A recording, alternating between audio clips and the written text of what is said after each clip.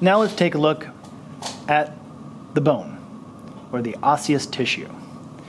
We start on the outside of it with this layer right here called the periosteum or the periosteum, depending on where you learned it. If you turn it right here, you can see there's little white fibers leading into it called Sharpie's fibers, and that's what holds the periosteum into the compact bone. Then, turning it around some more, you come to the inside, which starts the spongy bone. And if you look at this, this kind of looks pie-shaped because this is just one particular part of a very large bone. So it's a microscopic view of the bone. Then we turn it this way, you see there's more stuff going on. So again, you see the periosteum, you see the Sharpie's fibers, but here you see some blood supply. The one running down the middle and down these circular things, these are central canals. That is the vessel running down the central canal. The ones running perpendicular to that are called perforating canals, or perforating vessels, or Volkmann's canals. Then you have these little things that kind of look like spiders. So in those, here are the same things, but they're white, and here are just indentations. So you can see that the tip of this probe is going into those indentations.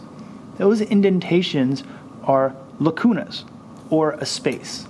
So if I held my hand like that and put something in it, that's what these two are going to be. That's just the cavity or the space called the lacuna. Here is minerals or calcium in a lacuna. And here are osteocytes in a lacuna.